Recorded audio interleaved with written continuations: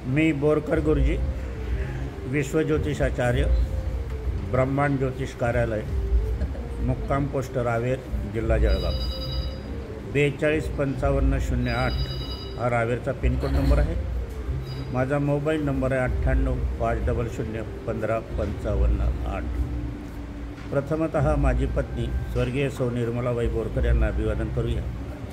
आजच्या कार्याचा विषय आहे विवाह. विवाह विलंब का होतो?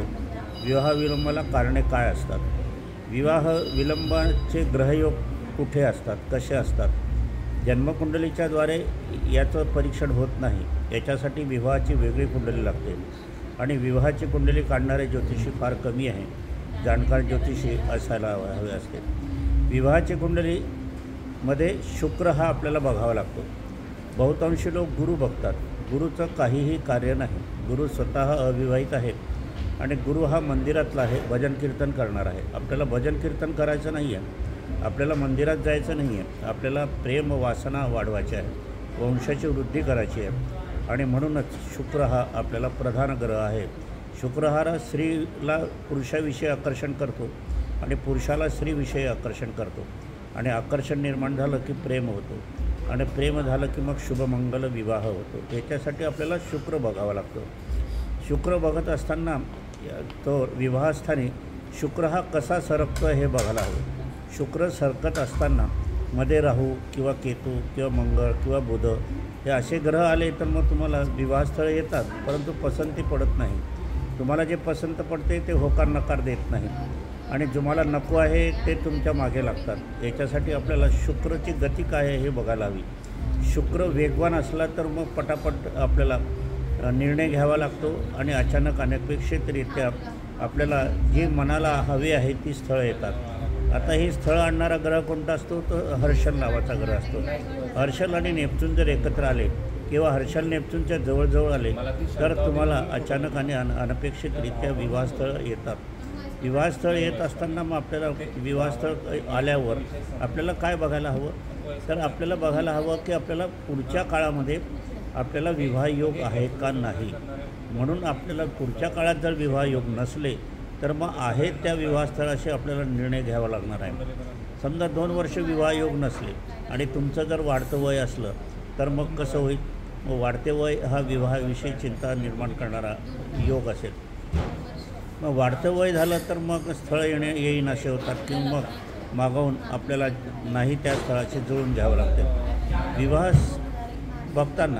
विवाहस्थळ बघताना मग ते स्त्रीचं असो का पुरुषाचं असो त्याच्यामध्ये आपल्याला सगळं वर्ण कळतो. वर्ण कळत असताना स्वभाव कळतो. स्वभाव कळत असताना विवाहाची दिशा कळते, स्थळाची दिशा कळते. दोघांच्या वयामध्ये किती अंतर आहे हे पण आपल्याला कळते. सासूसुनाचे संबंध कसे आहे हे पण आपल्याला कळून येते. संतती कशी होईल, काय होईल हे पण कळते. जीवन आयुष्य कसं आहे, पूर्ण आहे, अपूर्ण आहे, काय आहे.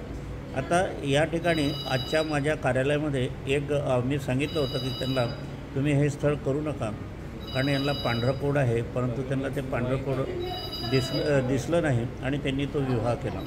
आणि विवाह करत असताना मात्र अंतरपाठ जो धरला जातो तो अंतरपाठ तो सरकला आणि त्या मुलीच्या डोळ्यावर पडला आणि डोळ्यावर पडत असताना जो कागद चिटकला होता, मेकअप केलेला होता, तो निघाला आणि मग ते पांढरं कोड उमटून आलं. पहा, शुभमंगल सावधान एवढा शब्द झाल्यावर कळालं की पांढरं कोड आहे म्हणून. पुढे काय होईल आता तो निर्णय घ्यायचा त्यांच्या हातात आहे, आपल्या हातात नाही. परंतु आम्ही जे सांगितलं होतं ते मात्र बाकीत खरं ठरलं. कारण ज्योतिषशास्त्र एकमेव असं शास्त्र आहे की ते तुम्हाला कळून येते आणि तुम्हाला अगोदर सूचना देते. विज्ञानामध्ये याविषयी कुठलंही ज्ञान नाही. विज्ञान ह्या बाबतीत अपूर्ण आहे. विज्ञानामध्ये सोनोग्राफी करा, MRI करा, तुम्ही CT स्कॅन करा, तर कुठले रोग आहे काय आहे काहीही कळत नाही. विज्ञान आणि ज्योतिषशास्त्र हे वेगळं आहे. शास्त्र हे विज्ञानाच्या पुढे आहे, विज्ञान हे मागे आहे. काल पेनिसिलिन चालत होतं, आज पेनिसिलिन चालत नाही.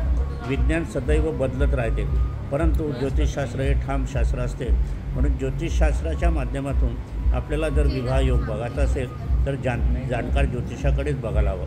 मात्र ह्यासाठी आपल्याला कुंडली ही काढून घ्यायला हवी. काही लोक काय करतात की तात्पुरतं बघतात. तर तात्पुरतं बघू नये. कारण की जीवन आयुष्यभर आपल्याला एकमेकांच्या सोबत काढायचं आहे, म्हणून पूर्ण कुंडली काढूनच आपल्याला निर्णय घ्यायचा असतो.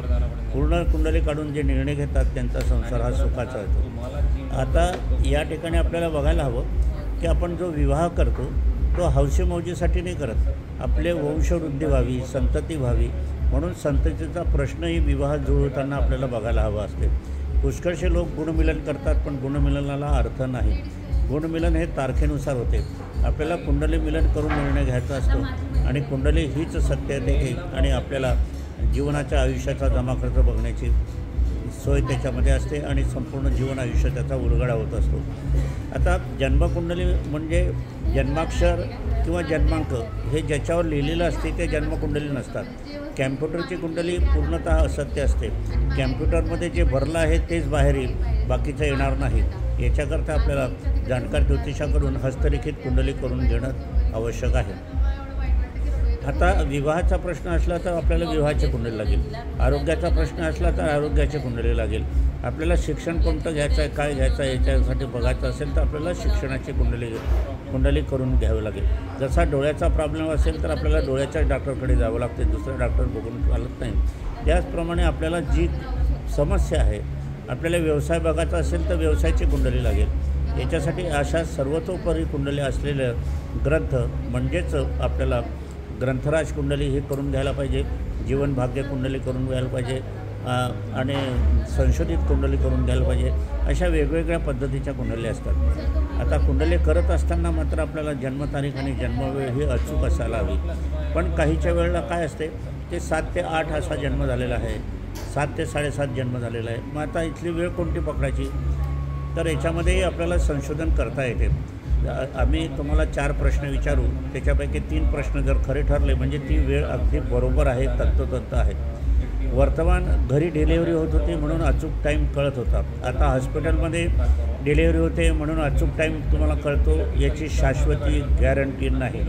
कारण हॉस्पिटलमध्ये ऑपरेशन थिएटरमध्ये ते डॉक्टर लोक गप्पा मारत बसतात की काय करत बसतात, का डिलेवरी केव्हा होते की काय होते, अंदाजानुसार तुम्हाला वेळ सांगितली जाते.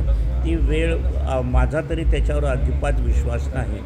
म्हणून आम्हाला संशोधित कुंडली जर आपल्याला काढायची असेल तर त्याच्यासाठी संशोधित कुंडली करूनच काढायला हवी, की जेणेकरून आपल्याला वेळ मिळेल. कारण हॉस्पिटलच्या आतमध्ये काय चाललेलं आहे, ऑपरेशन थिएटरच्या आतमध्ये काय चाललेलं आहे हे आपल्याला काही बघायला मिळत नाही.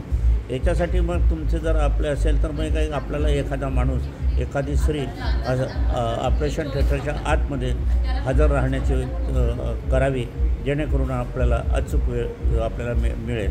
असो, आजचा विषय आपण इथे संपवूया. पुनश्च माझी पत्नी स्वर्गीय सौ निर्मलाबाई बोरकर यांना अभिवादन करूया आणि पुनश्च पुढच्या व्हिडिओला भेटूया.